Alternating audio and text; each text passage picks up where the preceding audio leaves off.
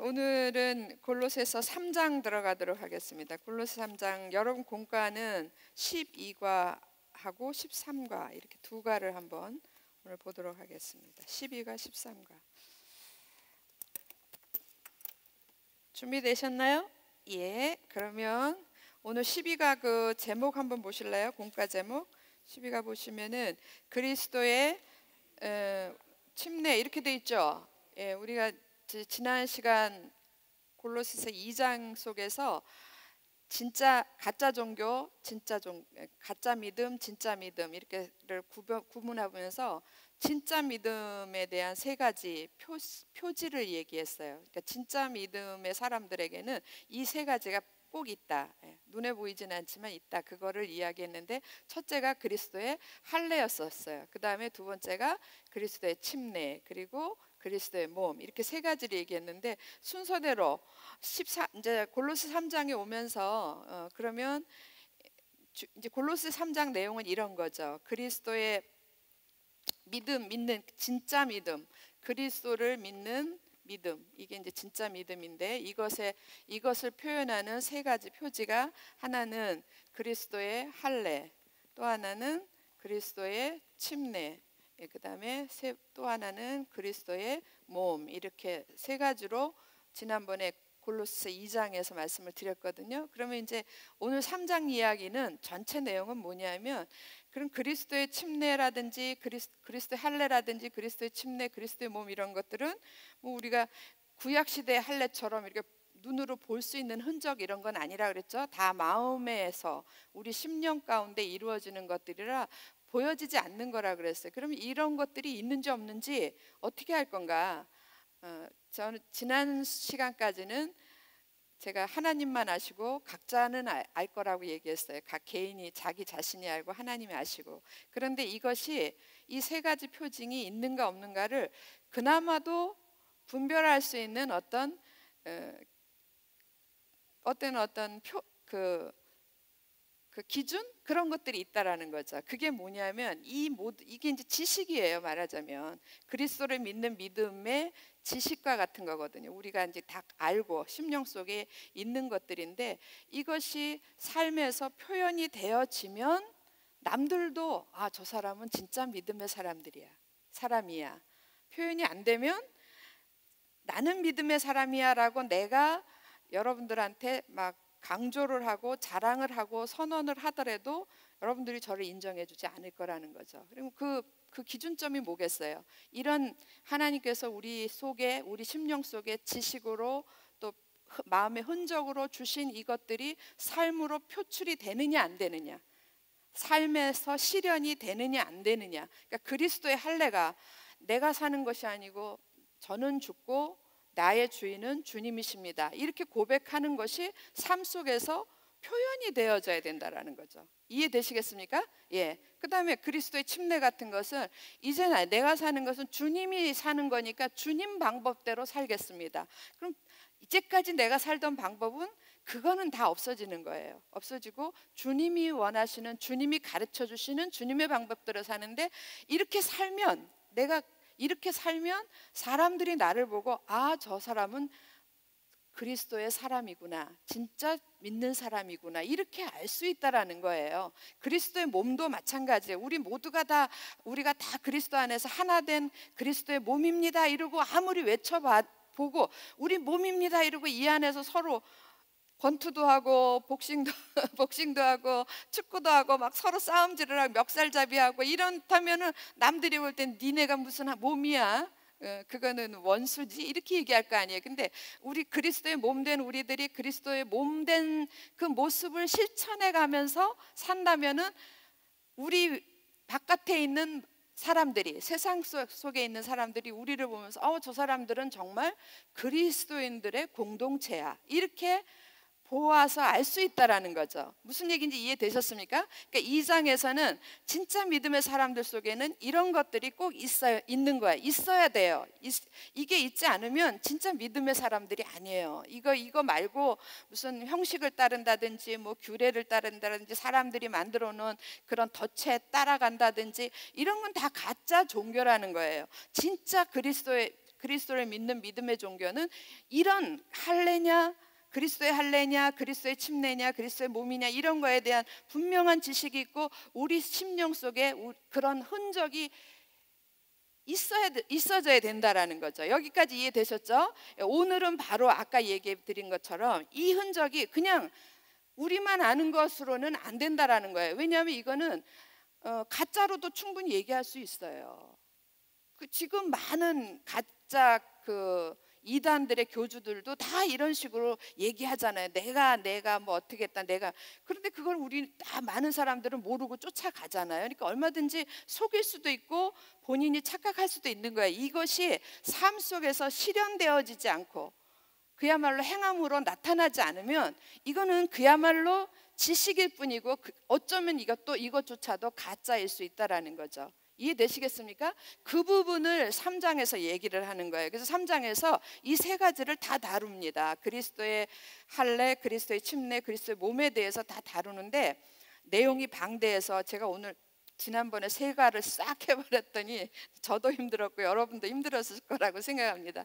그래서 오늘은 2개만 하겠는데 그리스도의 할례, 그리스도의 침례를 하는데 이게 여러분 공과를 보면 이게 그리스도의 침례가 먼저 나와요. 이렇게 순서대로 짝짝 이렇게 하면 좋겠는데 그리스도의 침례가 먼저 나옵니다. 그 이유는 골로새서 3장의 내용 자체가 그리스도의 침례의 내용부터 나와요. 그래서 여러분 오늘 12가의 내용 내용이 골로새서 3장 1절에서부터 6절까지고요.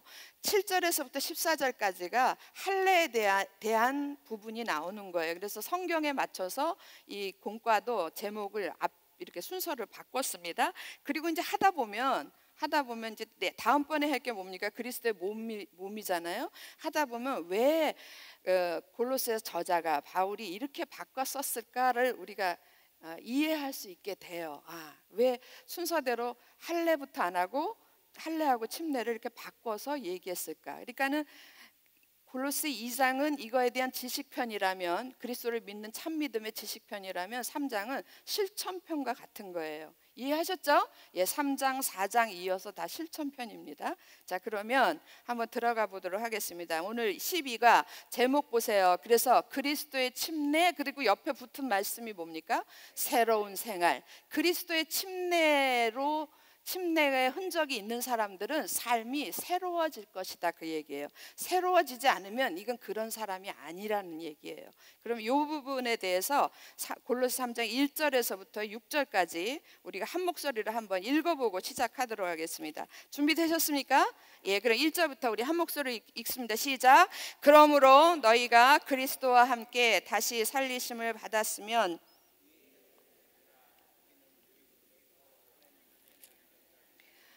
위의 것을 생각하고 땅의 것을 생각하지 말라. 이는 너희가 죽었고 너희 생명이 그리스도와 함께 하나님 안에 감추어졌습니다.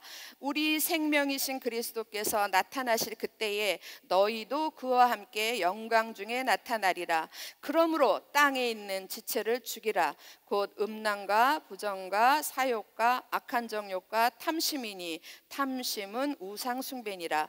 이것들로 말미암아 하나님의 진노가 임하니라 그랬어요. 자, 공과로 한번 와보시기 바랍니다. 제일 위에 목사님이 위에 설명해 놓은 거 보면은 한번 읽고 넘어가겠습니다. 사람이 만든 종교 추종자와, 찾으셨나요? 사람이 만든 종교 추종자와, 우리가 지난 2장에서 배웠습니다.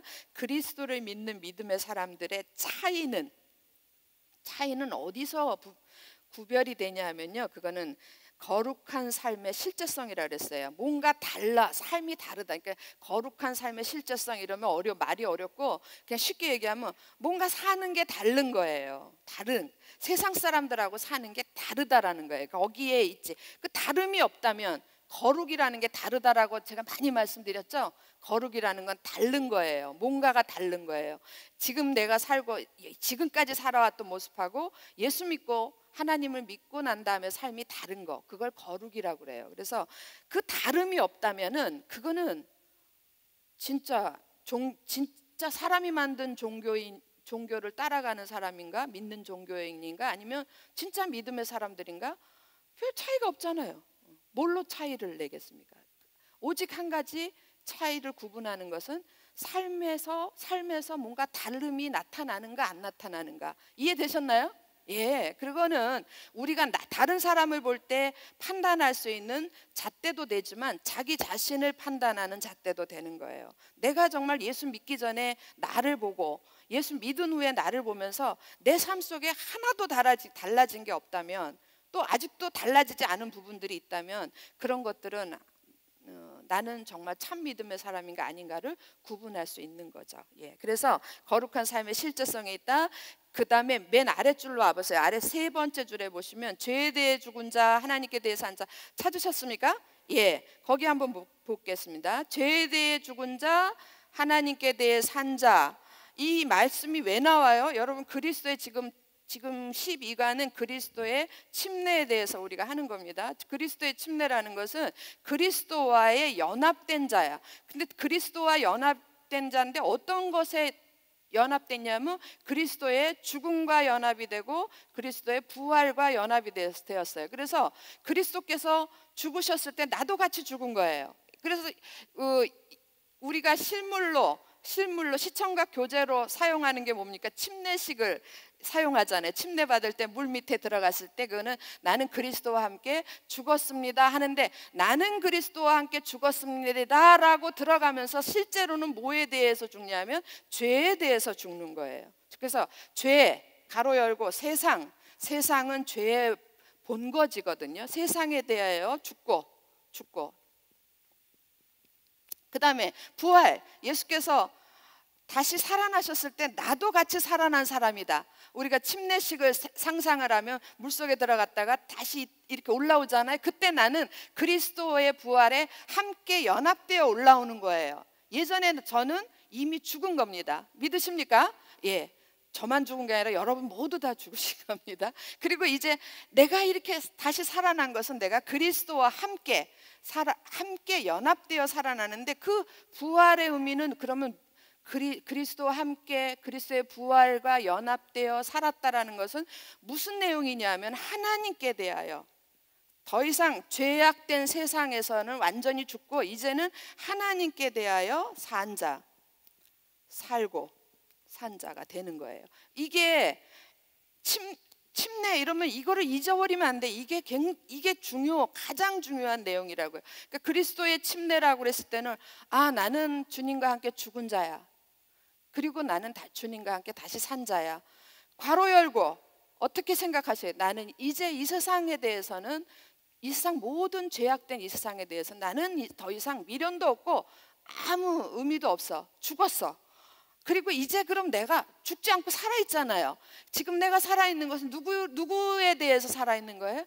예, 지금 살아있는 의미도 목적도 방법도 다 하나님 안에서 사는 거예요. 믿으십니까? 하나님께 대해 산 자, 이게 그리스도의 침례라고요. 그럼 그렇게 대해서 이렇게 침례를 받은 자의 삶은 어떻게 변화되어야 될까? 그것을 지금 이야기하는데, 거기 세 번째, 죄에 대해 죽은 자, 하나님께 대해 산 자의 교리가 여러분과 저의 매일의 생활에서 무엇으로 나타나야 돼요? 행함으로 나타나야 된다라는 거예요. 여러분, 야고보서 기자 말씀 생각 안 납니까? 행함 없는 믿음은 죽은 믿음이라고요. 진짜 100번 1000번 진리입니다. 행함 없는 믿음은, 삶에서 실천이 안 되는 믿음은 그건 그 믿음이 아니라는 거예요. 무슨 죽은 믿음도 믿음이라고 그걸 붙들고 있습니까? 그건 이미 아니에요. 그래서 생활에서 반드시 행함으로 나타나야 된다 그랬습니다. 그러면 이제 문제 1번부터 그리스도의 자들은 어떻게 살아야 되는가를 한번 구체적으로 보겠습니다. 문제 1번, 문제 한번 읽어볼까요? 시작. 그리스도의 침례를 믿는다면, 여러분 모두 그리스도의 침례를 믿고 그리스도와 연합된 자로 살고 계십니까? 어떻게 살고 계십니까? 그거를 가르쳐 주는 거예요. 이건 이미도 그렇게 살고 계시겠지만 이렇게 바울은 이렇게 표현을 했어요. 바울이라는 영화 나온 거 아시죠? 모르시나? 예. 나왔는데 대전에선 끝났답니다. 하도 보는 사람이 별로 없어가지고 저는 봤습니다. 예, 3장 1절, 그리스도의 침례를 믿는다면 어떻게 살아야 되는가, 그거에 대한 해당 구절을 3장 1절로 주셨어요. 참으로 의미가 있는 겁니다. 3장 1절. 그러므로 너희가 누구와 함께? 그리스도와 함께 다시 살리심을 받았다면, 이 말은 너희가 그리스도의 침례를 받은 자라면, 이런 얘기예요. 받은 자라면 어떻게 하라 그랬어요? 위의 것을 찾으라 그랬어요. 위의 것. 뜬금없이 위의 것을 찾으라 그랬어요. 왜 위의 것을 찾아야 되겠습니까? 위의 것을 찾으라. 왜? 위에 다른 많은 믿음의 표현들이 많았을 텐데 왜 위의 것을 찾으라 그랬는가? 이제는 내가 세상에 대해서는 죽고 하나님께 대해서는 산 자가 됐어요. 그런데 거기 뒤에 보면 3장 1절 후반절에 보면 거기는, 그 위에는, 우리가 위의 것을 찾아라 이러는데 그 위에는 누가 계세요? 그리스도께서 하나님 우편에 앉아 계시느니라. 그러니까 그리스도가 계신 곳에 것을 찾아라 그거예요. 그러면 그리스도께 속한 것을 따라서 살아라, 그런 얘기예요. 이해되셨어요? 그리고 요것을, 위의 것을 찾으라라는 내용을 또 다른 표현으로 우리에게 다시 한번 설명해 준 게 2절이에요. 2절 같이 읽습니다. 시작. 위의 것을 생각하고 땅의 것을 생각하지 말라. 이게 여러분 문제 2번입니다. 문제 2번 보면 그렇다면 위의 것을 찾는 삶은 어떻게 사는 건가? 그건 이제 위의 것을 찾으라를 또한 다른 말로 표현을 한 거예요. 위의 것을, 요번에는 찾으라가 아니고 뭡니까? 생각하고 또 땅의 것을 생각하지 말라. 예, 하나는 생각을 하고 또 하나는 생각하지 말라 그랬어요. 생각을 강조하는 거예요. 생각하지 말라. 왜 그랬을까요? 생각이 중요하다. 찾는다, 위의 것을 찾는다라는 것은 사실은 생각하는 것이다, 그런 내용이에요. 그러면 생각은 우리나라 말에 이렇게 생각하는 거냐, 그냥 생각만 하고 있는 거냐, 그렇지 않다라는 거예요. 이게 헬라어에서의 생각은 이렇다는 얘기를 거기 설명하고 있어요. 밑에 박스 보세요. 예, 두 번째 줄에 보면 생각한다는 말은 뭐라 그랬어요? 끈질기게 추구한다. 저만 공과 있나 봐요. 그죠?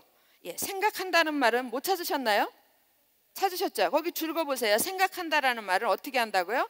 끈질기게, 예, 끈질기게, 아주 답이 나올 때까지, 만족할 때까지 어떻게 한다고요? 추구한다. 이 말이 무섭지 않습니까?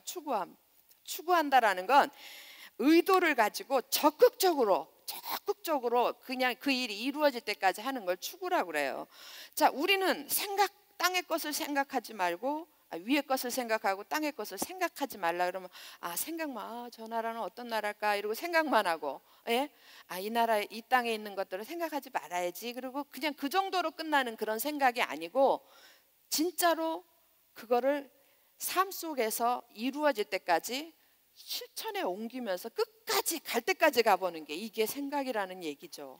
이게 이제 우리나라 말하고 헬라어의 원어하고가 이런 것들이 이제 표현이 좀 달라지는 거예요. 이해되셨어요?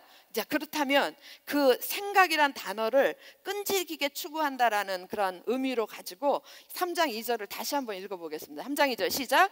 위의 것을 생각하고 땅의 것을 생각하지 말라. 예. 그러니까 위의 것은 우리가 끈질기게 추구해야 돼.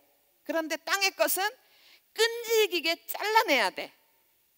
아시겠죠? 예, 다 잘라질 때, 한 번만 툭 자르는 게 아니라 다 뿌리째 없어질 때까지 끈질기게 잘라내버려야 돼. 이해되셨나요? 예, 그런 얘기예요. 그러면 어떤 부분에서 이제 목사님은 골로새서에서는 여기까지예요. 위의 것을 찾으라를 위의 것에 여기까지만 설명을 했는데, 목사님은 이거를 위의 것을 생각하고 땅의 것을 생각하지 말라를 5가지 영역에서 성경 다른 부분에서 뽑아가지고 여러분에게 이렇게 제공을 한 게 그 다음 페이지입니다. 36페이지, 37페이지. 나머지 부분은 그 5가지 영역에 대해서 그래요. 그러니까 골로새서에서는 없어요. 이 부분이 없는데, 이제 목사님이 그럼 우리가 어떤 부분에서 우리가 이 땅에서 사는 그 주요 영역을 5가지를 보고 거기에서 이거는 추구해야 되고, 이건 위의 거니까 추구해야 되고, 이것은 땅의 거니까 추구하지 말아야 되고, 이렇게 이제 설명을 해준 거죠. 제 5가지 영역이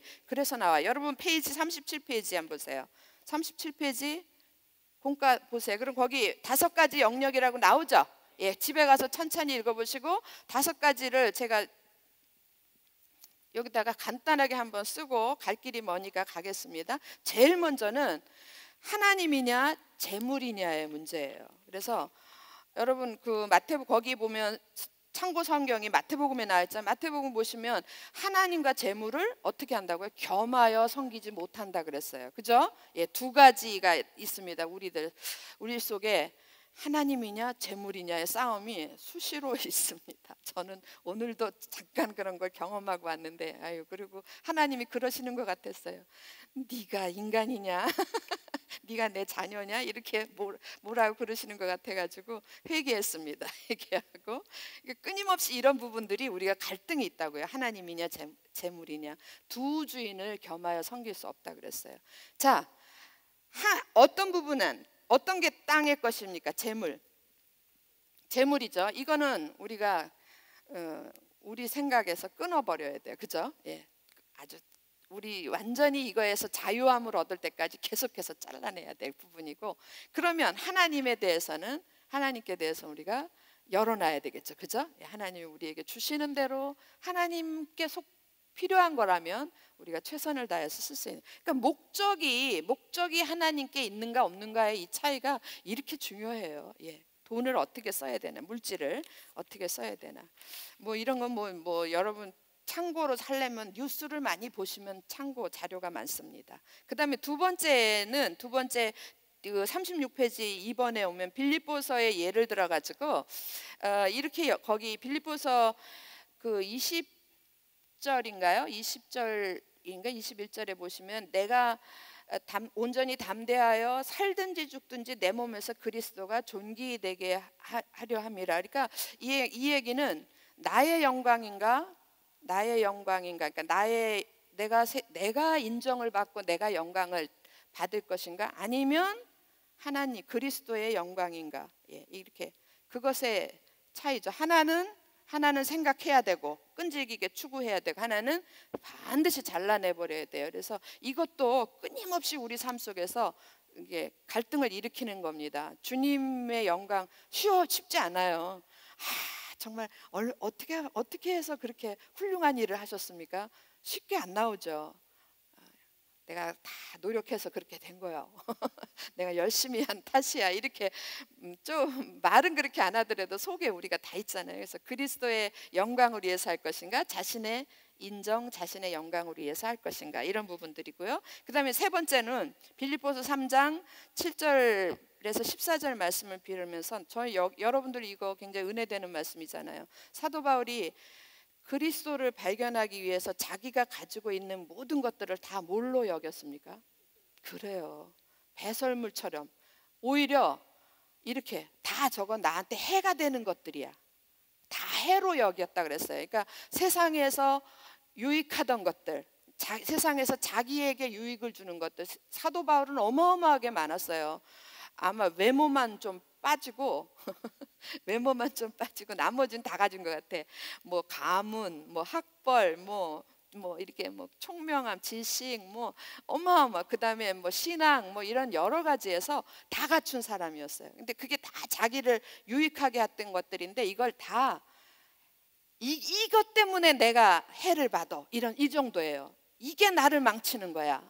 자기의 가문, 이게 날 망치는 거야. 자기의 출신, 이건 날 망치. 내가 가지고 있는 지식, 이게 날 망치는 거야.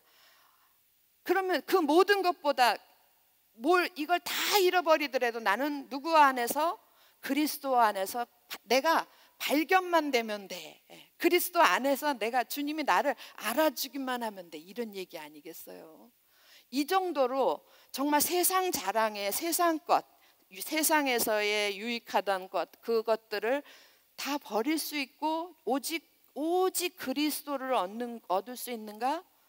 하나는 끈질기게 추구해야 되고, 하나는 끈질기게 잘라내야 될 부분들입니다. 이해되셨죠? 그 다음에 네 번째로는요, 거기 보시면 빌립보서 3장, 빌립보서 이게 참 많이 나오네요. 17절에서부터 21절에 창고기절로 들은 건데 이건 이런 거죠. 이 땅에서 훌륭하게 성공하고 잘 살으면 뭐 하겠습니까? 하나님 나라에 들어가지 못한다면, 하나님의 자녀가 되지 못한다면 그건 아무것도 아닌 거 아시죠? 이 땅에서의 부귀영화, 이 땅에서의 성공, 그게 무슨 의미가 있어요? 그러니까 이 땅에서의 성공이냐 아니면 하나님 나라의 그 자녀됨의 존귀함인가, 이걸 분별할 줄 알아야 되는 거예요. 여러분 어떤 걸 택하시겠습니까? 쉽지 않아요. 실상에서 들어가면 쉽지가 않아요. 이게 하나님 나라의 그 자녀. 그러면 이렇게 얘기하시면 어떻겠어요? 너가 가지고 있는 거 지금 뭐 있는 거 물질도 폭삭, 뭐 가지고 있는 뭐 명예도 폭삭, 다 폭삭하고 그냥 하나님 나라의 자녀됨의 그 존귀함 그것만 주면 돼? 쉽지 않다고요. 이거 정말 쉽지 않아요. 더더군다나 이게 우리 자녀들하고 연결되면 더 쉽지 않아요. 그러니까 이거를 하나를 잘라버리고 하나를 추구하는 것은 굉장히 어려운 일입니다. 그래서 이거를 저는 그냥 세상 성공이라고 하겠습니다. 그리고 반대는 하나님 나라에서의 존귀함, 이거를 알면, 근데 바울은 이걸 알았어요. 그래서 다 해같이 배설물같이 여기고 오히려 아무것도 아닌 나는 죄인 중에 죄인이고 죄인 중에 괴수라는 그런 본인의 그 고백을 하면서까지도 나는 하나님 나라의 존귀한 자가 되었으면 하는 소망 중에 살았던 사람이 사도 바울이었습니다. 여러분과 저도 그런 사람이 되기를 주의 이름으로 축원합니다. 예, 마지막이 참 의미 있었어요. 5가지 영역 중에서 5번째인데, 여러분 그 요한 5번 찾으셨나요? 예, 36페이지 5번. 거기 보면 요한복음의 예를 들었어요. 요한복음 13장, 그다음에 13장 2절, 26절, 27절, 이게 다 누구의 예냐면 가룟 유다의 예예요. 가룟 유다. 여러분이 지금 찾기 시간이 없어서 그런데 13장 2절 보시면 이런 거예요. 마귀가 벌써 시몬의 아들 가룟 유다의 마음에 예수를 팔려는 생각을 넣었더라 그랬어요. 생각을, 가룟 유다의 생각 속에 마귀가 생각을 싹 집어넣은 거예요. 집어넣고 그 다음에 얼마 안 가서 이 같은 장 26절 27절에 가면은 그 떡 조각을 받으면서 예수께서 네가 해야 될 일을 해라 그랬더니 그 조각을 받아 먹자마자 조각을 받은 후 곧 사탄이 그 속에 들어가서 실행을 하잖아요. 그 떡 받고 바로 나가서 팝니다. 예, 가룟 유다가 그 떡을 받자마자, 이 떡은 무슨 떡이었어요? 이제 내가 마지막으로 너희들한테 주는 떡이야. 내가 이제 이 떡 먹고 이 세상에 메시아로, 정말 걔네 그 12제자들이 생각하는, 유대인들이 생각하는 그런 메시아로 이제 내가 이 땅에 너희 나라의 통치자로, 왕으로 나올 거야 이랬으면은 유다가 이렇게 안 했겠죠. 근데 그 앞에 예수께서 이건 내가 이제 마지막 죽음의 길을 가기 전에 너희들한테 주는 떡이야, 이렇게 다 얘기를 했어요. 그 떡을 받는 순간 이제 이 사람은 끝이구나 이런 거 판단이 딱 서서 나가서 파는 거 아닙니까? 근데 그 전에 사탄이 가룟 유다의 마음속에, 생각 속에 이거를 예수를 팔려는 생각을 집어넣은 거예요. 생각이라는 그릇이 있다고요. 우리 모두에게는 이 생각이라는 그릇이 있는데 거기다 갖다 집어넣고, 생각을 집어넣는 게 먼저란 말이에요. 생각해 보세요. 느닷없이 하는 일보다는 생각을 하고, 우리는 다 생각을 하고 생각대로 끌려가는 거예요. 거의 대부분이. 그렇다면 이렇게 할 것인가? 그러니까 사탄의 일하는 방식은 언제나 우리의 생각을 먼저 점령을 하고 거기에다가 사탄의 할 일을 넣어서 우리를 끌고 가는 거예요. 그렇다면 여러분과 저의, 우리 모두의 어딘가에는 생각이라는 장소가 있어요. 그러면 그 장소를 비워두면 되겠습니까? 아니죠. 그렇죠. 비워두면 안 되는 거예요. 좋은 예화도 생각나지 않아요? 집을 싹 치워놓으니까, 귀신 쫓아내고 집을 싹 치워놓으니까는 그 다음에 어떻게 했다고요? 그래요. 아무리 좋은 집도 싹 치워놓고 빈 집으로 놔두면 얼마 안 가서 폐가가 된다고.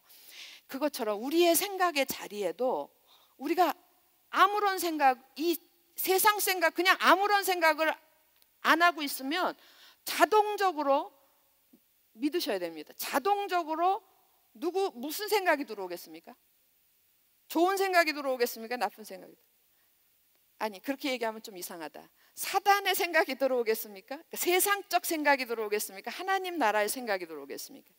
당연한 거예요. 그건 우리 구조가 그렇게 돼 있어요. 이거는 이제 나중에 로마서 같은 데 가면 공부를 하는데 우리 구조가 그렇게 돼 있다. 그러니까 생각이라는 그런 어떤 공간 속에 우리가 그걸 비워두면 자연스럽게 사탄의 생각이 거기에 채우는 거예요.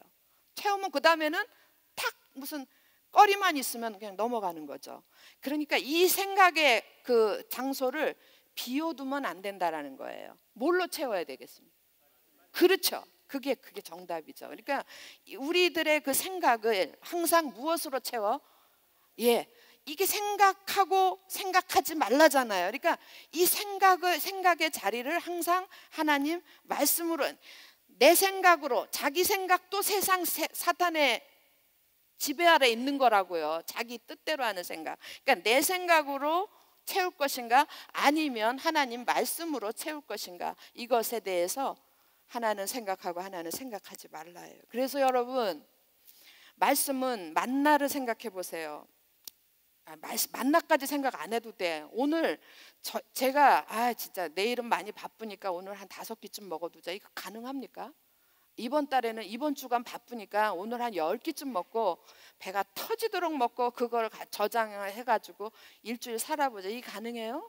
아니요. 부작용만 납니다. 그러니까 먹을 만큼밖에, 필요한 만큼만 먹어야 되는 거예요. 그것처럼 말씀도 매일매일의 양을 먹지 않으면 그건 다 흘러버리는 거예요. 정말 오늘 목사님도 기도 속에 얘기했지만 기도도 마찬가지고요. 나 왕년에 기도 많이 했으니까 그거 다 빼다 먹어. 저축 많이 했으니까 빼다 먹어. 이거 안 되는 거예요. 오늘 기도하지 않으면 안 되는 거고, 오늘 내가 말씀 앞에 붙들려 있지 않으면 언제든지 넘어질 수 있는 게 저와 여러분입니다. 믿으십니까? 그래서 늘 깨어 있어야 돼요. 기도로 깨어 있어야 되고, 제가 볼 때 기도로 깨어 있는다라는 말은 하나님, 저 하나님 겁니다. 하나님 저 도와주세요. 하나님 제 인생 다 맡아주세요. 이게 기도 아니에요? 그러니까 이런 사람, 기도로 깨어 있는 사람은 당연히 자연스럽게 뭐에 깨어 있겠어요? 말씀에 깨어 있겠죠. 여러분이 말씀이 풍성해서 마치 여러분들의 곳간에, 성경에 보면 다 영혼의 곳간이 있대. 그 곳간에 하나님 말씀이 풍성해가지고 옛 것도 많이 들어있고 새 것도 많이 들어있고, 이 얘기가 뭐냐면 신구약에 많이 들어있어서 필요할 때마다 옛 것과 새 것을 마음대로 꺼내다 쓰시는 여러분 되시기를 주의 이름으로 축원합니다. 정말 재밌어요. 정말 재밌고 정말 감사하고, 내가 정말 어떤 절벽과 같은 상황 속에 딱 닥쳤을 때 하나님이 거기서 일어날 수 있는 하나님의 음성을 들려주는데, 공중에서 너는 내 사랑하는 딸이다 이러고 들려주는 그런 기적을, 그런 걸 바라지 마시고, 이미도 신약 성도한테는 하나님 말씀을 주셨다고요. 그러면 하나님께서 이미 우리에게 주신 많은 약속의 말씀들, 이런 것들이 내 영혼의 창고에 들어있다면, 그런 상황 속에서 성령께서 바로 그 말씀을 잡아다가 여러분들한테, 여러분 귀에, 심령의 귀에 들려주신다면, 그게 주께서 우리에게 주시는 그날의 말씀입니다. 믿으십니까? 이걸 주께서 하나님의 음성을 듣는다고 얘기하는 거죠. 무슨 공중에서 무슨 은사를 받아서 그런 걸 추구하지 마시고 정상적인 거를 추구하시기 바랍니다. 자, 이렇게 해서 5가지 영역에서 추구하고 하나는 추구하지 말고, 이렇게 돼 있어요. 여기까지 이해되셨죠? 그렇다면 문제 3번으로 오세요. 문제 3번. 이제 쭉쭉 다 넘어간 거예요. 그리고 문제 3번. 그러면 왜 위의 것을 생각하고 위의 것을 찾아야 되는가? 그거에 대한 답이 3절에서 4절 두 절 가운데 있습니다. 3절 4절 같이 읽겠습니다. 3절 시작. 이는 너희가 죽었고 너희 생명이 우리 생명이신 그리스도께서 나타나실 그때 너희도 그와 함께 영광 중에 나타나리라. 왜 위의 것을 찾아야 되는가? 절대로 믿는 사람들 속에 잘 기억이 안 되는 게 뭐냐면 내가 죽었다라는 사실이에요. 그리스도를 정말로 믿는 참된 믿음의 사람들조차도 내가 이미 죽었다라는 게 잘 실감이 안 나는 거예요. 우리가 위의 것을 찾아야 되는 가장 큰 이유는 나는 없어요. 이미 없습니다. 그런데 신기하게 나는 이 땅에서 살아있는 거예요. 이렇게 지금도 여러분 눈에 제가 있지만 저는 없는 거예요. 그러면 너는 누구니? 나는 이 육신 가운데 누가 사시는 겁니까? 그리스도께서 사시는 거예요. 그런데 그 그리스도는 아까 어디에 계시다 그랬어요? 예, 위에 있다고 그랬죠? 그러니까 나의 생명은 지금 내가 숨쉬고 내가 지금 이 땅에서 이렇게 살고 있는 것은 누구 안에 감추어진 거냐면 그리스도와 함께 그리스도 안에 감추어졌다는 사실을 꼭 기억하시기 바랍니다. 예, 우리가 정말 자기 존재에 대한 분명한 인식만 있다 그러면 우리들의 신앙은 훨씬 더 달라질 거라고 생각해요. 내가 지금 이런 육신의 모습으로 살고 있지만 이건 내가 지금 살고 있는 게 아니란 말이에요.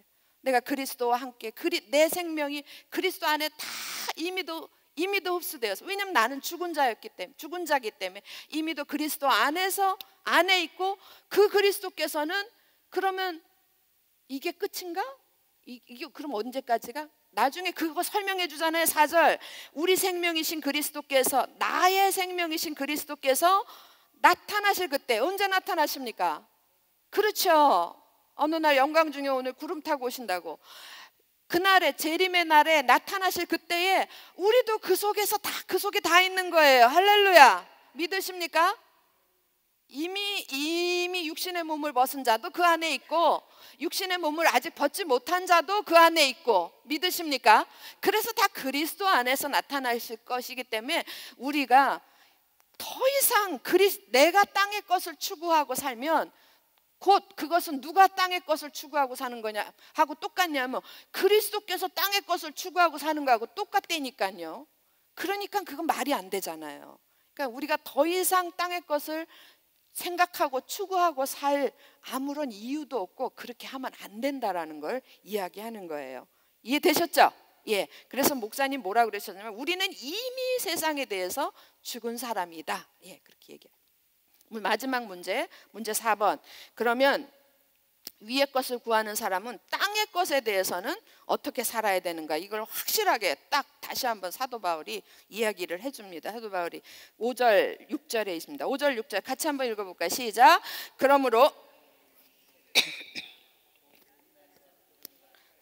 악한 정욕과 탐심이니 탐심은 우상숭배니라. 이것들로 말미암아 하나님의 진노가 임하느니라. 그러므로 땅에 있는 것들을, 땅에 속한 것들을 생각하지 말고 오히려 적극적으로 어떻게 해야 되냐면 땅에 있는 것들은 지체를 죽여라 그랬어요. 그러니까 이게 우리들의 죄악, 우리가 예수 그리스도로 말미암아 믿는 순간 우리들의 모든 죄가 다 죄사함 받은 걸 여러분 믿으시죠? 과거의 죄, 현재의 죄, 앞으로의 모든 죄까지도 다 사함 받을 걸로 믿습니다. 그죠? 그런데 왜 우리는 그렇게 그런 은혜를 받고 구원받은 우리는 왜 아직도 우리 속에 우리가 죄를 떠나지 못할까요? 그건 정말 의문 아니에요? 그건 왜 그러냐면 우리 육신이 이 죄의 본거지라고 그러는데, 죄의 도구, 죄의 본거지라고 그러는데, 이게 우리 육신이 죄에게 습관화가 돼 있어요. 네, 이게 좋은 표현이 없어가지고 이럴 줄 알았으면 국문학을 전공을 해야 되는데, 그러니까 죄에 대해서 익숙해져 있어요. 익숙해져. 손이 하고 싶은 일이 있어요. 발은 발이 하고 싶은 일이 있고, 눈은 눈이 좋아하는 일이 있어. 그러니까 다 이게 각 지체들이, 우리 몸의 지체들이 자기가 즐겨하는 것들이 있다고요. 근데 그게 거의 다 죄의 모습이에요. 뭔지 아시겠어요? 그러니까 눈이 여러분 보세요. 아름답고 좋은 걸 보면 한참 보죠. 이렇게. 근데 여기 이렇게 꽃이 있고 이쪽에 막 흉악한 뭐가 있다 그러면 여러분 뭘 보시겠습니까? 자동적으로. 예, 아름다운 꽃을 보고 이거는 가능하면 안 보려고 그래. 그리고 꽃을 보고 막 이렇게 오래 보고 싶고, 동일한 예로 아주 쾌락적이고 재밌는 게 있고 아주 좀 좋은 거지만 힘든 게 있어. 그러면 손이 어떤 걸 하기를 원하십니까? 자동적으로 편하고 좋고 즐겁고 그러니까 이게 한 예를 들었는데 온몸이 다 그렇단 말이에요. 우리 몸이 눈은 눈대로, 귀는 귀대로, 입은 입대로. 맛있는 거 좋아하시잖아요. 예, 맛없으면 뱉어내시잖아요. 그러니까 다 온 지체가 그렇게 습관화돼 있어요. 죄의 도구화가 돼 있는 거예요. 언제? 뭐 때문에? 우리가 죄로 하나님을 떠나 있었을 때부터 그렇게 그냥 그렇게 만들어졌어요. 그래서 내가 심령으로는 예수 그리스도를 영접해서 거듭났음에도 불구하고 이 몸이 그것을 벗어나지 못하기 때문에 이 지체를 죽이는 게 굉장히 중요해요. 이거는 정말 아주 단호함으로 끈질기게 단호함으로 잘라내버리는 그런 여러분들의 노력이 있어야 되는 겁니다. 근데 이것 가능해요. 뭐만 있으면, 믿음만 있으면 가능해요. 내가 어떻게 받은 구원인데, 내가 어떻게 살아난 건데 내가 주님 앞에서 이렇게 살 수 있겠어? 이러고 딱 잘라낼 수 있어요. 그래서 여러분 그 문제 4번 와보세요. 그 3장 5절 6절 5절에 보시면 그러므로 땅에 있는 지체를 죽이라. 그런데 그 다음에 나오는 그 지체들이 하는 일이 대부분이 음란, 부정, 사욕, 악한 정욕, 탐심. 근데 여러분 음란, 부정, 사욕, 악한 정욕, 이게 네 가지가 다 성적인 거예요. 성적인 거고, 그 다음에 나머지 또 모든 우리가 생각하는 모든 죄는 다 어디에 걸리냐면, 다 어디에 걸려요? 탐심에 걸려요. 탐욕에 걸린다고요. 그러니까 성적인 죄하고 이 탐욕의 죄하고 두 가지에 우리가 할 수 있는 모든 죄는 다 걸려요. 다 걸려서 그 자료가 필요하신 분은 YTN 24번 뉴스를 보시기 바랍니다. 매일같이 많은 자료들이 나옵니다. 예, 그러니까 이거를 죽이는 것이, 그냥 너희가 절제하라가 아니라 죽이라 그랬어요. 여러분들도 반드시 죽이시기 바랍니다. 왜냐하면 이것들로 말미암아 하나님의 진노가 임하느니라 그랬어요. 저와 여러분이 예수 믿었다고 하고 믿음을 가졌다고 하는 우리들도 이 속에 계속 있으면 하나님 어떻게 하시겠어요? 진노하시죠.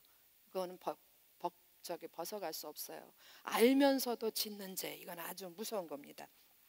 자, 이게 지금까지 한 게 그리스도의 침례에 대해서 한 거고요. 넘어가겠습니다. 그리스도 할례에 대해서. 그리스도 할례 받은 자는 그럼 어떤 삶으로 새로운 삶을 살아야 될 것인가? 7절에서부터 14절 말씀입니다.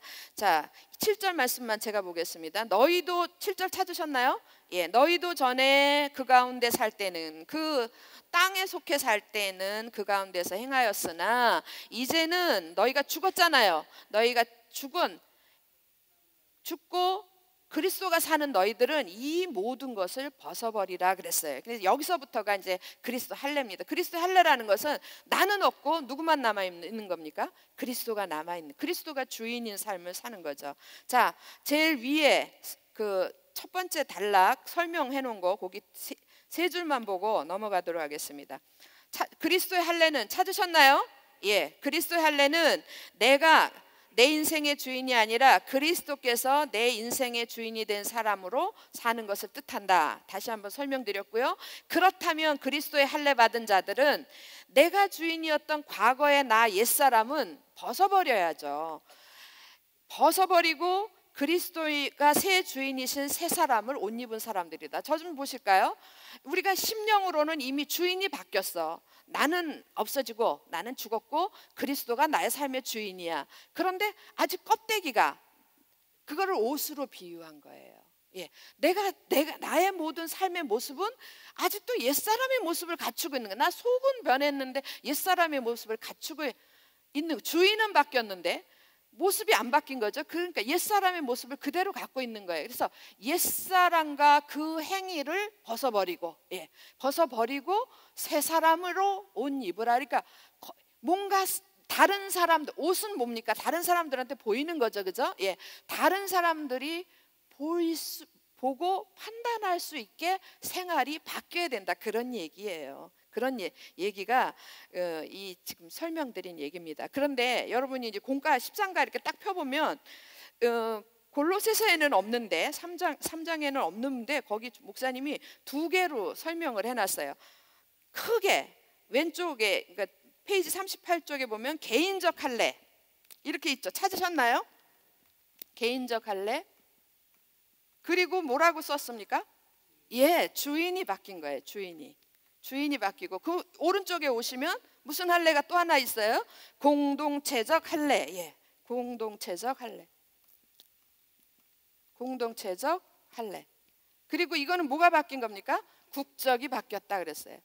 이거는 이제 이런 거죠. 이게 이제 골로새서하고 에베소서의 다른 점이에요. 차이점인데 우리가 주인이 바뀌었어. 내가 아니요 그리스도로 주인이 바뀌었는데 여러분 이제 주인이 바뀌니까 예수 믿고 그리스도가 주인이 됐으니까 나는 그 얘기를 다른 말로 뭐라 그러냐면 나는 하나님의 자녀가 된 거예요. 하나님의 자녀. 예? 주인이 바뀌어 그리스도로 주인이 바뀌면서 나는 하나님의 개인적으로는 하나님의 자녀. 그래서 하나님께서 우리를 눈동자같이 지켜보시는 그런 하나님의 은혜가 우리 가운데 있다라는 거 아니겠습니까? 얼마나 감사해요. 저만 봤으면 좋겠죠. 여러분만 봤으면 좋겠어요. 옆에 집사님도 말고 장로님도 말고 나만 딱 봤으면 좋겠어요. 그런 그런 하나님이었으면 좋겠다라는 얘기. 그러면 안 됩니다. 그런 안 되는 거예요. 그런데 우리가 예수 그리스도를 믿고 주인이 바뀌어서 하나님의 자녀가 된 순간 또 하나의 우리의 신분 변화가 있는 거예요. 하나님의 자녀가 이건 제가 지난번에 누누이 설명해서 하나님의 자녀가 됐는데 보니까 주변에 나만 있는 게 아니네. 뭐가 주변에 형제도 있고 예, 누나도 있고 언니도 있고 막 동생도 있고 많은 거예요. 가족이 많은 거예요. 이거를 하나님의 백성이라고. 나 혼자만 구원받은 줄 알고 이쪽에 뚝 와서 보니 나 혼자만 구원받고 나 혼자만 하나님 자녀 된 줄 알았더니 여기 오고 보니까 한 무리 속에 내가 들어가 있더라 이거예요. 뭔지 이해되셨어요? 이건 운명이라고요. 운명. 우리 사람도 그렇잖아요. 내가 태어나고 보니까 많은 식구들이 있는 것처럼. 그러니까 이게 동시상영인 거예요. 그래서 할례라는 의미 안에는 두 가지가 같이 들어가 있을 수밖에 없어요. 그거는 왜냐하면 우리의 거듭남의 운명이기 때문에 그래요. 내가 예수 믿고 거듭났을 때 우리의 운명은 하나님과 나와의 분명히 1대1의 문제지만 또한 하나님 나라의 공동체의 문제이기도 한 거예요. 내가 하나님의 자녀인 동시에 하나님의 백성인 거 믿으십니까? 예, 그래서 개인적 할례, 공동체적 할례 이렇게 나눴는데 여기에도 아주 귀한 은혜들이 들어가 있어요. 이게 이제 목사님이 이렇게 표현만 이렇게 했고 제목을 이렇게 붙인 거지 골로새서 내용에 이게 다 있는 거예요. 한번 보겠습니다. 자, 문제 1번. 전에는 구원받기 전 옛사람의 속성은 우리가 뭐였는가? 그러니까 옛사람과 그 행위를 벗어버리고 이랬는데 뭐였냐면은 여러분 8절에 보세요. 8절. 3장 8절. 다 읽었으면 좋겠는데 바쁩니다. 자, 이제는 찾으셨나요? 이제는 너희가 이 모든 것을 벗어버리라. 그 다음부터 같이 읽습니다. 시작. 곧 분항과 노여움과 악의와 비방과 너희 입에 부끄러운 말이라. 9절까지 너희가 서로 거짓말을 하지 말라. 예전에는 우리가 이런 사람들이었어요. 근데 잠깐만요. 분함, 노여움, 악의, 비방, 부끄러운 말, 거짓말 이거 다 이게 내가 하는 건데 내가 하는 겁니다. 그죠? 내 속에서 분하기도 하고 노였기도 하고 막 악한 생각도 막 들고 그냥 비방도 하고 이게 다 내가 하는 거예요. 부끄러운 말도 하고 거짓말도 하고 내가 하는 건데 그런데 누구가 있을 때 하는 말이에요. 그죠? 나 혼자서 뭐 중입니까? 예, 비 맞은 중도 아니고 혼자서 중얼중얼 하는 게 아니라 뭔가 분노하고 분하고 노하고 이랬을 때 뭔가 상대가 있는 거죠. 그죠? 예, 비방도 상대가 있는 거고 악의도 상대가 있고 부끄러운 말 하는 것도 상대가 있는 거예요. 거짓말도 상대가 있는 거고 나 혼자 왜 거짓말을 하겠습니까? 그러니까 이런 모습들도 이런 속성들 자체도 이게 개인적이면서 동시에 어디를 바라보고 있어요? 공동체의 운명적인 그런 속성을 같이 끌어갖고 가는 거예요. 이해되셨죠? 예, 잘 읽어보면 그렇습니다. 할렐루야. 그래서 이런 것들을 옛사람과 그 행위라고 그랬어요. 이런 옛사람과 그 행위를 9절에 보면 옛사람과 그 행위를 벗어버리고 10절 초반에 보면 새 사람을 입어라 그랬습니다. 자, 그러면 문제 2번으로 내려와 보세요. 이 옛사람과 그 행위를 벗어버리면, 이게 참 얘기하고 싶은데 시간이 없어서 얘기 못해요. 우리 공동체에 주로 있는 부분들이 이런 것들입니다. 분함, 노여움, 악의, 비방, 부끄러운 말, 거짓말, 서로 거짓말. 근데 여기에 다 서로 자를 붙이면 심각해져요. 서로 분하고, 서로 노하고, 서로 악의를 갖고, 서로 비방하고, 서로 부끄러운 말을 하고, 서로 거짓말을 하고, 이러면 그 공동체는 정말 심각해지는 겁니다. 정말 부끄러워지는 겁니다. 자, 그렇다면 문제 2번, 옛사람과 그 행위를 벗어버리려면 어떻게 해야 되는가? 골로새서엔 답이 없어요.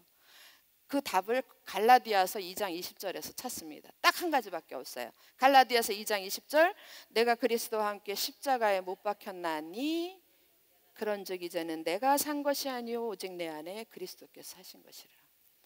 옛사람을 벗어버리는 방법은 딱 한 가지예요. 내가 죽는 길밖에 없는 거예요. 죽지 않은 이상 나를 힘들게 하는 사람에 대해서, 내 마음에 맞지 않는 사람에 대해서 분노가 일어나는 건 정상적인 일입니다. 내가 죽지 않는 이상에는 이런 모든 것들이, 그 다음에 악의, 비방 이런 것들도 흔한 일들이에요. 부끄러운 말, 요즘 언론이나 어디에서 하는 말들은 거의 부끄러운 말이 그냥 상용화돼 가잖아요. 예, 이런 것들이 그냥 흔한 일이에요. 거짓말도 흔한 일이에요. 오죽하면 뉴스가 가짜 뉴스래. 예, 이런 게 흔한 거예요. 흔한 건데 이것들을 단절할 수 있는, 벗어버릴 수 있는 그런 유일한 길은 자기가 죽는 것밖에 없는 거예요. 이 말은 뭐예요? 내가 죽는다라는 건 그리스도로 산다라는 얘기죠. 이해되셨나요? 이거밖에는 방법이 없는 거예요. 그래서 벗어버리고 입었으니, 이 벗고 입는 것의 그 결정적인 행위의 기준은 자기가 죽는 것, 그리고 그리스도로 사는 것, 이거밖에 없다라는 거예요. 그렇다면 문제 3번으로 가겠습니다. 이제 옛사람의 행위를 벗어버렸으면 새사람의 행위를 입어야죠. 그죠? 새사람을 입었으니. 그러면 문제 3번, 새사람과 그 행위는 무엇인가? 3장 12절 우리 같이 한 목소리로 읽겠습니다. 시작.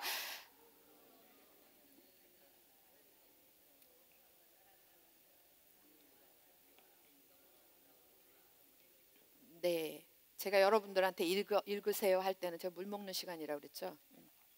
3장 12절. 그러므로 너희는 하나님이 택하사, 믿으십니까? 여러분 하나님이 택하신 거 믿으십니까? 예, 그래서 거룩하고 사랑받은 자처럼 이미 하나님께서 우리를 택하셔서 구별시켜 주신 걸 믿으십니까? 그리고 하나님께서 지금 저희를 사랑하시는 걸 믿으십니까? 예, 그거예요. 하나님께서 나를 택하사 나를 구별하시고 여기 죄 가운데 안 두고 생명 가운데로 구별시켜 주시고 지금도 나를 사랑하시는. 그렇다면 여러분들이 어떻게 해야 되냐면 긍휼과 그 전에 가지고 있던 분노, 악의, 비방 이거 좋네. 이거 그냥 싹 뽑아버리네. 끈질기게 뽑아버리시고 싹 버리시고 뭘로 채워야 돼? 채우지 않으면 안 돼요. 거기에 뭘로 채워야 된다고. 뭘로 채워요?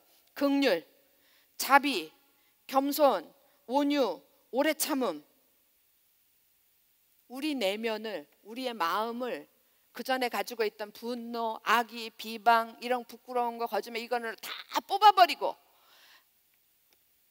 나만 다 뽑아버리면 다른 사람 하나도 안 뽑아버리고 나만 뽑아버리면 나만 손해게, 그렇게 생각하는 사람은 못해요. 그런 사람은 아직 하나님이 택하여 거룩하게 구별한 사람이 아니라고 생각합니다. 택하여 거룩하게 구별하고 하나님이 지금도 나를 사랑해 준다라는 걸 믿는 사람이라면 당연히 뽑아버려야죠. 뽑아집니다. 뽑아질 거라고 생각하고 거기에 채우는 거예요. 긍휼, 자비, 겸손, 온유, 오래 참음, 다 누구의 성품입니까? 그렇죠. 이걸 신적 성품이라고 그래요. 사람의 성품이 아닌 거예요. 어떻게 사람이 모든 일에 대해서, 모든 사람에 대해서 불쌍하게만 여길 수 있겠어요? 걔 중엔 저런 일 당하는 거 마땅해, 당해도 싸, 이런 마음 들지 않습니까? 이건 우리들의 사람의 마음이고, 어떤 경우에든지 어디에서 긍휼하게 여기는 그런 거, 그 다음에 자비하고 겸손하고 온유하고 오래 참는 거. 여러분 오래 참으면 단어를 알면 기절할 거예요. 도저히 못 참을 때 한 번 더 참는 게 오래 참음이래잖아요. 어떻게 그럴 수 있어요? 이거는 신의 성품이에요. 신의 성품. 하나님의 성품으로 우리의 빼만 버리면 안 되니, 빼버리면 다시 들어와요. 한 개, 분노를 한 개 뽑았더니 7개 분노가 들어와 앉았어. 그렇게 된다니까요. 그거 안 된다고요. 그러니까 빼버리기만 하면 안 되고, 뺀 자리에다 뭘 갖다 채워 넣어요? 예, 신의 성품으로 채워 넣는 거예요. 채워 넣고, 여러분 문제 4번이 아주 압권이야. 너무 세 사람으로, 문제 4번 왔어요? 그 밑에 세 사람의 성품으로 서로 해야 될 일은 무엇인가? 한번 이거 같이 큰 목소리로 읽겠습니다. 13절 14절 시작. 누가 누구에게 불만이 있거든 서로 용납하여 피차 용서하되 주께서 너희를 용서하신 것 같이 너희도 그리하고 이 모든 것 위에 사랑을 더하라. 이는 온전하게 매는 띠니라. 여러분, 신의 성품으로 채워가지고 그럼 뭐에다 쓰려고? 그걸 써먹어야 될 거 아니에요. 우리가 분노나 악이나 이런 걸로 채워져 있으면 이거 언제든지 튀어나와서 써요. 써지는데 거짓말, 뭐 부끄러운 말 다 씁니다. 그런데 우리가 그걸 다 빼버리고 우리 마음 심령 속에 신의 성품으로 채웠어. 그럼 이 신의 성품을 가지고 우리가 해야 될 일은 도대체 뭐냐 이거예요. 그거 보면 13절에 보면 누가 누구에게 불만이 있거든, 그 다음에 뭐라 그랬습니까? 너무 기막혀. 이게 한 번으로 얘기 안 하시고 강조하시는 거예요. 서로 용납하고, 그 다음에 피차 뭐 하라고 했습니까? 용서하고, 그 다음에 여기다가 플러스 사랑을 더하라. 왜냐하면 이 사랑은 그 뒤에 왜냐하면 이 사랑은 뭐라고 그랬어요? 온전하게 매는 띠니라 그랬어요. 여러분, 서로 용납하라. 용납이라는 건 상대방을 이해해야 용납이 돼요. 그럴 수도 있어. 그럴 수도 있어. 몰라서 그럴 거야. 서로 이해가 되고 받아들이는 거예요. 그러면 그 상대방이 제가 나에게 했던 것들이 다 용서가 돼. 피차 용서하고, 서로 용납하고 피차 용서하고, 이거 혼자만 있지 않은 거 아시겠죠? 그죠? 예? 서로 용납, 피차 용서에 나 혼자만 있는 거 아닌 거 아시겠죠? 서로 뭐가 많단 말이에요. 사람들이 많다고요. 거기에 사랑을 더하는데 여기다가 사랑을 하나 갖다 하나씩 턱턱 얻는 게 아니고 이 사랑으로 다 흩어져 있는 무리들을 하나로 묶는 거예요. 결국은 하나님 안에서 하나님이 원하시는 아름다운 공동체로 하나 되어라, 이런 하나님 말씀 아니겠습니까? 진짜 압권 중에 압권이에요. 저는 너무 은혜 받은 기절이 이겁니다. 이걸 가지고, 신의 성품을 가지고 우리 나 자비해, 나 긍휼 많아, 이렇게 자랑할 거예요.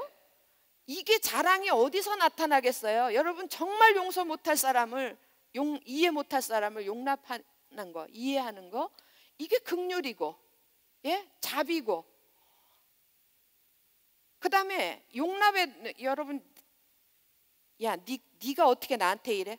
겸손하지 않으면요, 절대로 상대방이 용납이 안 돼요. 그리고 또 온유하지 않으면 용납 안 돼요.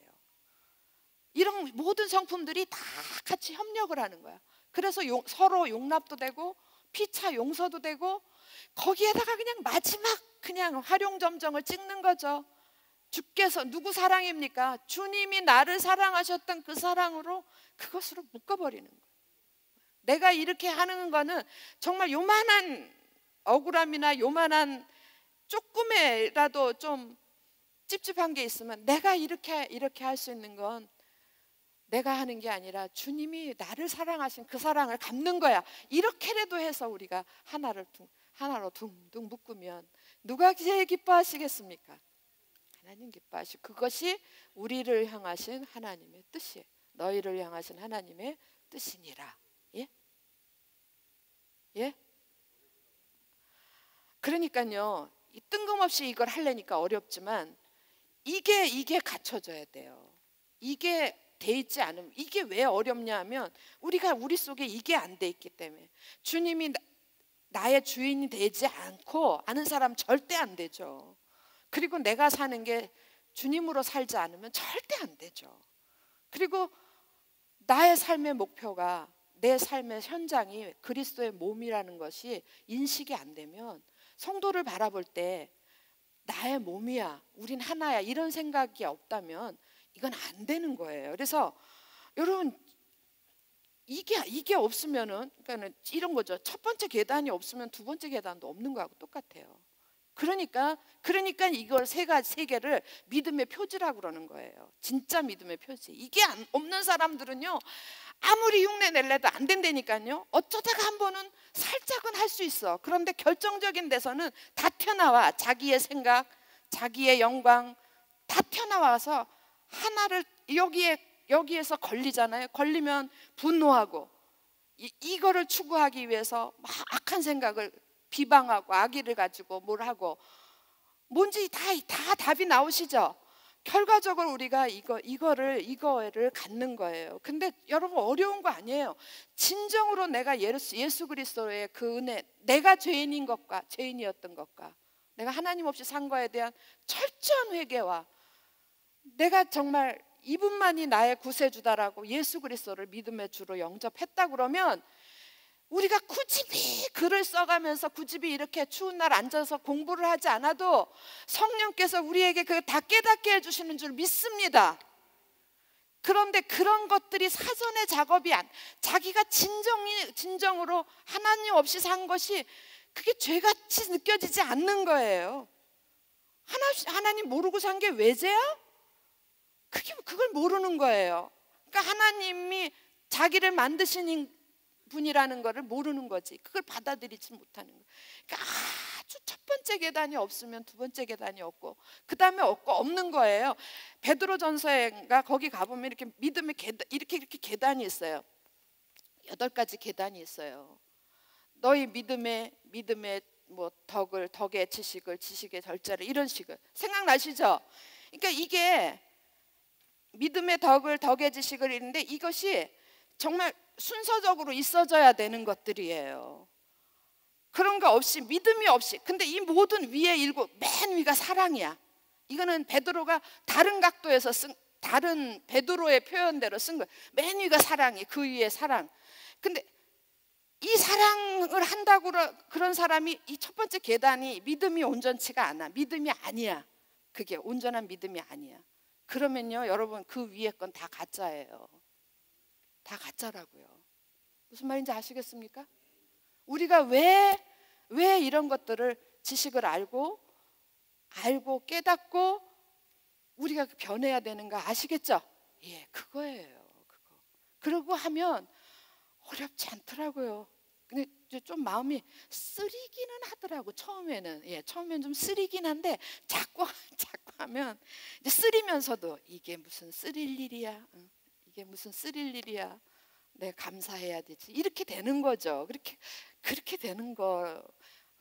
하나님께서 어떤 분이신데 우리의 머리카락까지 다 세신바 되시고 우리의 연약함을 다 아시는 분이 우리가 믿음 생활 하기 어려운 걸 주문을 하시겠습니까? 아니요. 분명히 쉬울 거라고요. 그러니까 너희는 내게와 수고하고 무거운 짐진 자들아, 다 내게로 와라. 내게와 배우라 그랬어요. 왜냐하면 내 짐은 가볍고, 내가 다 지는 거야. 너는 내 옆에만 같이 있어. 내 안에 들어와 있어. 그럼 내가 너무 쉽지 않아요? 그러니까 첫 번째도 믿음, 두 번째도 믿음, 세 번째도 믿음, 끝에도 믿음, 시작도 믿음, 마지막도 믿음이에요. 하나님을 못 믿는 온전한 믿음만 있다 그러면 성경에서 요구하는, 하나님이 요구하는 것들은 너무 자연스러운 거예요. 이렇게 안 하는 게 이상한 거라고요. 아시겠죠? 예. 그래, 얼마나 감사해요. 근데 이제 또 열을 냈으니까 공동체적 할례만 하고 끝내도록 하겠습니다. 이게 성경 보세요. 10절 보세요. 10절. 3장 10절. 옛사람과 그 행위를 벗어버리고 새 사람을 입었으니 이는 자기를 창조하신 이의 형상을 따라 지식에까지 새롭게 하심을 입은 자니라. 시간이 조금 갔지만 여러분, 자기를 창조하신 이의 형상이면 하나님의 형상이죠. 그렇죠? 예. 여러분과 저도 누구의 형상대로 지음받아? 그렇죠. 하나님의 형상대로 지음받았는데 이 하나님의 형상대로 지음받은 우리를 구원해가지고 하나님이 새롭게 만든 공동체도 누구의 형상이겠습니까? 새롭게 만든 우리 오늘 집사님, 지우개 집사님 빠지셨네. 하나님의 형상으로 만든 우리들을 죄악 가운데서 건져내서 하나님의 자녀 삼으시고, 그래서 만들어지는 하나님이 만드시는 하나님 나라도 누구의 형상입니까? 그래요. 그러니까 이것이 지금 이는 자기를 창조하신 이의 형상을 따라 그 형상에도 지금 개인도 들어가 있고 공동체적 의미도 들어가 있다라는 걸 얘기하는 거예요. 이해되셨나요? 예. 그리고 이 형상을 따라 지식에까지 새롭게 하심을 입은 자니라. 뭔가 생각이 다 바뀐 거예요. 지식에까지 새롭게 하심을 받은 자니라. 그리고 나온 11절 말씀이 뜬금없이 이런 말씀이 나와요. 거기는 헬라인이나 유대인이나 할레파나 무할레파나 야만인이나 스구디안 종이나 자유인이나 차별이 있을 수 없다. 오직 그리스도는 만유시고 만유 안에 계시느니라. 뜬금없이 이 사람 저 사람 다 나오는 거예요. 이 얘기는 지금 뭐 헬라인, 유다인, 할레파, 무할레 다 합쳤으면 한마디로 하면 뭐예요? 모든 사람에게 열려져 있는 하나님 나라의 공동체. 됐습니까? 예. 하나님이 원하시는 공동체는 이런 공동체예요. 그런데 이 공동체는 뭐가 없다 그랬어요? 차별이 없다 그랬어요. 왜 그러냐 하면, 그러면 이건 지식에까지 새롭게 하심을 받은 하나님의 형상이에요. 그럼 이 이전에 있었던 하나님의 공동체는 어떤 모습이었는가? 로마서에 보면 잘 나와 있습니다. 이 이전에 유대인들이잖아요. 하나님이 택하여 세운 민족, 유대 민족. 하나님의 선택한 민족이라고 해서 선민이라고 그래. 이 유대인들 머릿속에는 하나님이 이 축복으로 주신 이 구원, 택하심, 뭐 이런 축복으로 준 모든 것들이 그들의 자랑거리가 된 거예요. 심지어는 할례도 너는 내 백성이야 라고 표식으로 준 것도 자랑이야. 하나도 심령은 안 변하고 그 표만 무슨 암행어사 표도 아니고, 너 이런 표 있어? 나 있어. 너 없지? 그럼 너는 사람 아니야. 이렇게 해가지고 이 선민의식의 이 자랑이 어디로까지 가버리냐면요, 사람을 차별하는 도구로 변질을 해버렸어요. 율법, 하나님이 그 귀하게 주신 하나님의 말씀, 할례, 그 귀한 은혜들이, 그리고 퍼부은 모든 은혜들이 그냥 자기들의 자랑이 돼, 육신의 자랑이 되고, 그것이 발전해가지고 악한 마음이죠. 그래서 사람들을 차별하는, 이 땅에 있는 모든 사람들을 다 차별하는, 여기 지금 쭉 나온 뭐 야만인, 뭐 유대인 어쩌고 나온 모든 것들이 다 차별하는 도구가 되고, 우리만 사람이야. 말이 되겠습니까? 완전 악의 도구로 변화된 거예요. 그러니까 그런 것에서 그런 공동체가 아니다라고 얘기하시는 거예요. 이제 그건 아니고 새롭게 하심을 받은 공동체, 이 안에는 첫 번째로 강조하는 것이 그 안에는 차별이 없다. 누구든지 주의 이름을 부르는 자는 구원을 얻으리라. 할렐루야. 예. 그래서 다 하나님께서 이런 말씀을 바로 적어놨고요. 그리고 그 다음에 나오는 것들이, 그러면 이 개인적 할례에서 옛사람 벗어버리고 새 사람을 입으라 했을 때 새 사람의 성품은 어떤 것인가? 아까도 얘기했잖아요. 긍휼, 자비, 겸손, 온유, 모래참, 이것도 다 누군가가 상대가 필요할 때 있어지는 성품들이잖아요. 이런 것들이 나 개인 속에도 있지만, 여러분 두 번째로 강조하는 것은, 이게 제가 얼른 정리하고 마치게, 첫 번째로 이 공동체적 할례에서 첫 번째로 모든 이들에게 차별이 없다라고 제가 설명드렸어요. 그 다음에는 두 번째는 뭐냐면, 이 공동체는 그리스도의 할례, 개인적 할례가 있는 사람들의 새로운 연합체다라는 거예요. 그러니까 개인적 할례가 없는 사람들은 이 공동체의 한 몸이 아니에요. 여기 몸을 이룰 수가 없어요. 이건 확실하게 아시죠? 그래서 제가 말씀드렸잖아요. 교회 안에 1000명이 있다 그래서 이 1000명이 다 그리스도의 몸의 지체는 아니다라고 얘기했잖아요. 어떤 사람만 지체입니까? 그리스도의 할례, 개인적으로 할례 받은 사람들만 그 몸의 지체가 되는 거예요. 이해되셨죠? 예. 그래서 우리 속에는 갈등도 분쟁도 있다라는 거죠. 서로 다른 사람들끼리 섞여 있으니까. 그 다음에 마지막으로는, 그러면 두 번째는 우리가 모든 사람이 한 몸을 이루는 거고, 이 개인적 할례 받은 사람들이. 그다음에 마지막으로는 뭐냐면 로마서 12장 1절 말씀을 예로 들었어요. 로마서 12장 1절에 보시면, 제일 마지막 절에 보면, 그러므로 형제들아 내가 하나님의 모든 자비하심으로 너희를 권하노니 너희 몸을 하나님이 기뻐하시는 거룩한 산 제사로 드려라 그랬어요. 근데 어디 속에서 하나님이 기뻐하시는 게 뭔데요? 하나님이 기뻐하시는 게 뭔데요? 우리 교회를 향하여서 하나님이 기뻐하시는 게 뭡니까? 이 안에서만? 아니요. 그거는 그런 궁극적인 목적은, 우리가 이 안에서 정말 서로 사랑해서 하나 되어야 될 궁극적인 목적은 저 바깥 사람들이 우리를 보고, 빛을 보고, 배들이 들어오고 빛을 보고 모들이 모여들듯이, 어둠 속에 있는 사람들이 모여들듯이 우리가 빛이 되는 거예요. 우리가 빛이 돼서 저 바깥에 있는 사람들이, 그 빛은 무슨 빛이에요? 하나님의 빛이에요. 하나님의 빛. 우리가 서로 하나 돼가지고 하나님의 빛을 드러내는 거예요. 하나님의 영광을 드러내는 거예요. 그럼 그 빛을 보고 저기 흩어져 있는 바깥에 어둠 속에 있는 사람들이 빛을 보고 올 수 있는 건 당연하잖아요. 나와서 다 이 안에 같이 들어오기를 원하는. 그래서 세상 속에서 하나님이 기뻐하시는 거룩한 산 제물로 너희 몸을 드려라 그랬어요. 너희 몸을 하나님이 기뻐하시는 거룩한 산 제물로 드려라 했을 때는 우리 여기서만 이야기하는 게 아니에요. 이거는 여기를 포함한 세상 속에서 하나님이 기뻐하시는 거룩한, 뭘로 드려요?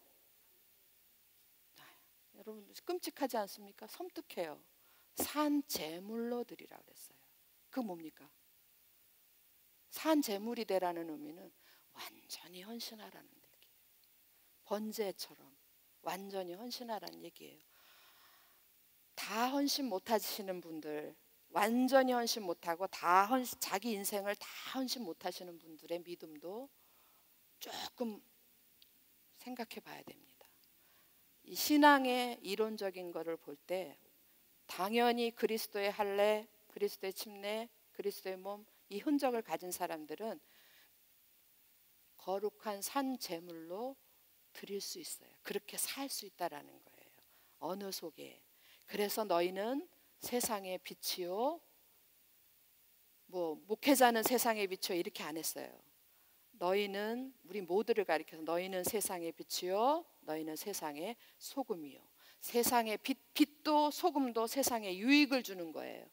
유익한 삶을 살아. 그들을 위해서 흔적도 없이, 빛도 흔적도 없이 없어지잖아요. 소금도 흔적도 없이 드릴 수 있는 그런 거룩한 삶을 살아라. 이것이 너희의 드릴 영적 예배니라 그랬어요. 오늘 여기까지 하고 마치는데, 오늘 강의를 한마디로 얘기하면, 지식만 있는 것은 아무 소용이 없다. 지식은 반드시 삶으로 변화돼야 참된 지식이다. 뭔지 아시겠죠? 아까 우리 장로님도 말씀하신 것처럼 이것에 대한 분명한 지식이 있다 하더라도 오늘 3장에서 얘기하는 것처럼 옛사람을 벗어버리고 새사람을 입고, 그 다음에 땅의 것을 추구하지 않고 위의 것을 찾고, 이런 어떤 그런 삶의 새로운 변화가 일어나지 않는다면 이 지식은 교만의 도구일 뿐입니다. 교만의 도구. 그러니까 우리 스스로가 기도해야 돼요. 하나님, 제가 주님 앞에서 정말 빛과 소금으로 다 거룩한 산제물로 드려주는 그런 하나님의 도구가 되게 도와주시옵소서. 이러고 기도해야 되겠습니다. 우리 기도합시다. 할렐루야. 사랑 많으신 아버지 하나님, 고맙습니다.